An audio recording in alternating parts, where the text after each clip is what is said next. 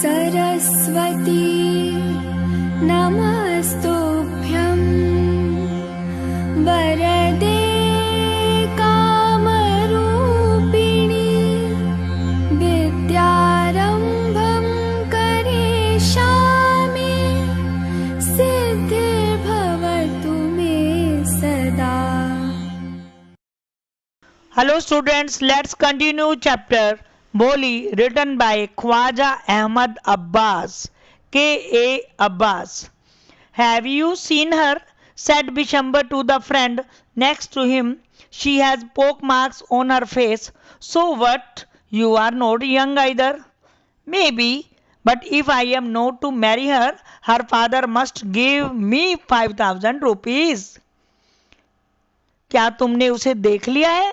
उसके चेहरे पर तो चेचक के दाग है। बिशंबर ने अपने मित्र से पूछा। तो क्या हुआ? तुम भी तो जवान नहीं हो।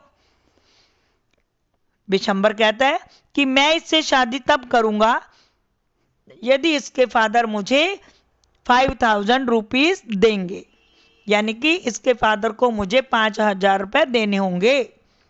रामलाल ने ये जैसे ही शब्द सुने वो आगे बढ़ा। उसने अपनी पगड़ी यानी कि अपना सम्मान बिशंबर के पैरों में रख दी और कहा, मुझे इस तरह से अपमानित मत कीजिए, 2,000 रुपए ले लीजिए। बिशंबर ने कहा, 5,000 रुपए देने होंगे वरना हम वापिस जाते हैं, रखिए अपनी बेटी को।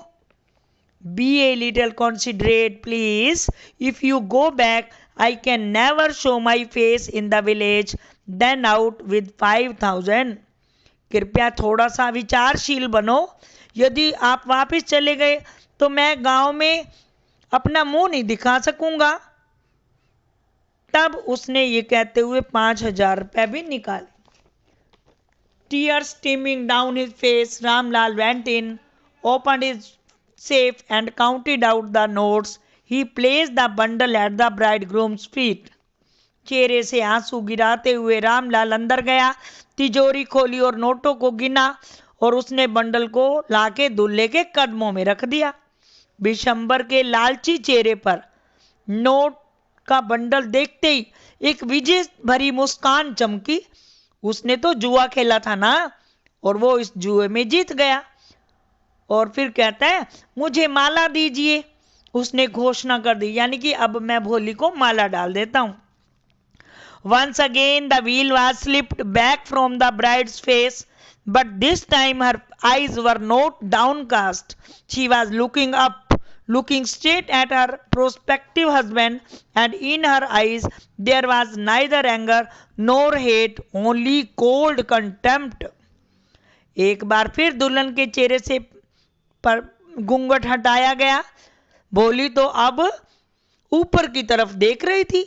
उसकी आंखों में न तो अब गुस्सा था ना नफरत, उसकी आंखों में तो अब तिरस्कार था, तिरस्कार।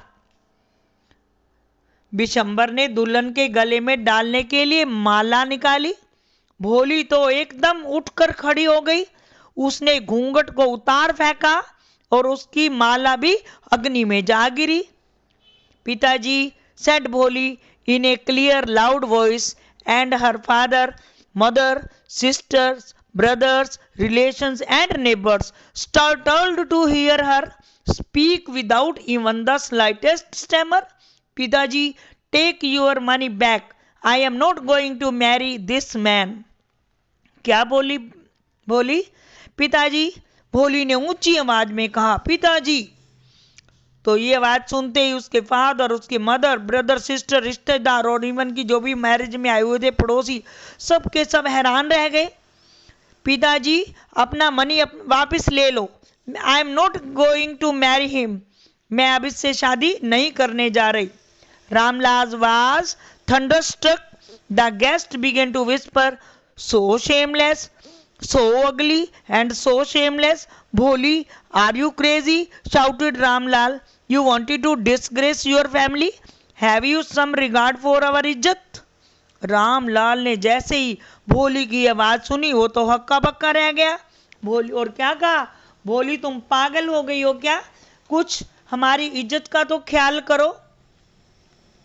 For the sake of your इज्जत, said Bholi, I was willing to marry this lame old man, but I will not have such a mean, greedy and contemptible coward as my husband. I won't. भोली कहती है, आपकी इज्जत की खातिर मैं इस लंगड़े बूढ़े आदमी से मैरिज करने के लिए तैयार हो गई थी, लेकिन अब मैं ऐसे घटिया, लालची और घृणित को अपने पति के रूप में कभी स्वीकार नहीं करूंगी, कभी नहीं, कभी नहीं, कभी नहीं। कितनी बेशर्म लड़की है, हमने तो सोचा था कि ये तो गूंगी गाय की तरह है ना, बोल ही नहीं पाती। तो भोली ने कहा, हाँ आंटी, तुम मुझे एक ऐसी गूंगी गाय समझते थे ना, तो मैं वही बोल रही हूँ। That's why you wanted to hand me over to this heartless creature. But now the dumb cow, the stammering fool is speaking. Do you want to hear more? जैसे उस लेडी ने बोला ना, तो भोली क्या जवाब देती है, हाँ अब वही गूंगी गाय, हकलाकर बोलने वाली मूर्ख लड़की, यानी कि तुम मुझे बोलने वाली मूर्ख, हकलाकर बोलने वाली मूर्ख लड़की कहते थे, गूंगी गाय कहते थे, है ना, अब मैं वही बोल रही हूँ। क्या आप कुछ और मेरे से सुनना चाहते हो? भोली ने सबके सामने ऊंचे में बोला। Bishambarnath the grocer started to go back with his party. The confused bandsman thought this was the end of the ceremony and struck up a closing song. बिशंबरनाथ तो डर गया, वो तो अब बारात के साथ वापस जाने शुरू हो गया। बैंड बाजों वाले ने भी सोचा कि शादी की रस्म पूरी हो गई है, तो इसलिए उन्होंने लास्ट रस्म जो होती है विदाई वाली, वो बजानी शुरू कर दी। रामलाल तो बेचारा शर्म के मारे सिर झुकाए खड़ा रहा। The flames of the sacred fire slowly died down. Everyone was gone. Ramlal turned to Bholi and said, but what about you? No one will ever marry for you now. What shall we do with you? तब सब जब जा चुके थे, पवित्र अग्नि की लपटें बुझ चुकी थी, धीरे धीरे बुझ गई थी, सभी जा चुके थे। रामलाल ने कहा, अब तेरा क्या होगा? अब कोई भी तुमसे शादी नहीं करेगा। और what shall we do with you, हम तो तेरा करेंगे भी क्या? तब भोली कहती है, पिताजी डोंट वरी अबाउट मी, पिताजी आप चिंता मत कीजिए, मैं बुढ़ापे में आपकी और माताजी की सेवा करूंगी और उसी स्कूल में पढ़ाऊंगी where I learned so much. Isn't that right? पापा, जिस स्कूल से मैं पढ़ के आई हूँ, मैं उसी स्कूल में पढ़ाऊंगी, क्या ये ठीक नहीं है क्या? The teacher had all along stood in a corner watching the drama. Yes, Bholi, yes, of course, she replied, and in her smiling eyes was the light of a deep satisfaction that an artist feels when he contemplates the completion of his masterpiece.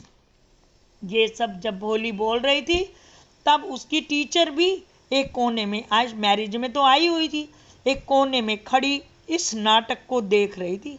उसने भोली की बात का समर्थन करते हुए कहा, yes भोली, यस ऑफ कोर्स, हाँ भोली तुम बिल्कुल सही कह रही हो। टीचर की आंखों में गहरी संतुष्टि थी, जैसे कि एक कलाकार उस समय संतुष्टि महसूस करता है जब वह अपनी अंतिम सर्वोत्तम मास्टरपीस बना लेता है, उसको सेटिस्फैक्शन मिलता है। तो इस समय अब टीचर को सेटिस्फैक्शन मिल रहा था।